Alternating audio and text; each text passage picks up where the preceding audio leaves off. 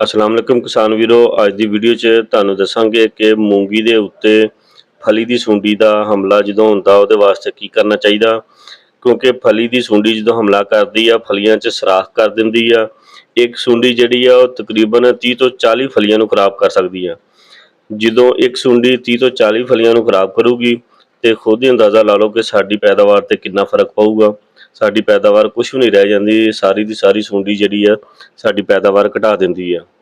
ਇਹਦੇ ਵਾਸਤੇ ਤੁਸੀਂ ਕੀ ਕਰਨਾ ਵਾ, ਬਿਹਤਰੀਨ ਜਿਹਾ ਇਹਦਾ ਹੱਲ ਆ। ਇਹਦੇ ਵਾਸਤੇ ਤੁਸੀਂ ਐਮਾਮੈਕਟਨ ਬੈਂਜ਼ੋਏਟ 200 ਮਿਲੀਲੀਟਰ ਫੀ ਏਕੜ ਤੇ ਕਰ ਲੈਣੀ ਆ, ਜਾਂ ਕਲੋਰੈਂਟਰਾ ਨੀਲੀਪਰੋਲ 50 ਮਿਲੀਲੀਟਰ ਫੀ ਏਕੜ ਤੇ ਤੁਸੀਂ ਇਹਦਾ ਸਪਰੇਅ ਕਰਵਾ ਦੇਣਾ। ਇਹਦੇ ਨਾਲ ਇਨਸ਼ਾਅੱਲਾ ਤੁਹਾਨੂੰ ਅੱਛਾ ਰਿਜ਼ਲਟ ਮਿਲੂਗਾ, ਸੁੰਡੀ ਦਾ ਖਾਤਮਾ ਹੋ ਜਾਊਗਾ। ਉਹ ਜਿਹੜੀ ਤੁਹਾਡੀ ਪੈਦਾਵਾਰ ਆ ਉਹ ਪੈਦਾਵਾਰ ਤੁਹਾਡੀ ਮੁਤਾਸਰ ਨਹੀਂ ਹੋਊਗੀ। ਇਸ ਵਾਸਤੇ ਆਪਣੀ ਫਸਲ ਨੂੰ ਲਾਜ਼ਮੀ ਦੇਖਿਆ ਕਰੋ ਔਰ ਉਹਦੇ ਤੇ ਜਿਹੜੀ ਬਿਮਾਰੀ ਆ ਉਹਦਾ ਹੱਲ ਲਾਜ਼ਮੀ ਕਰਿਆ ਕਰੋ।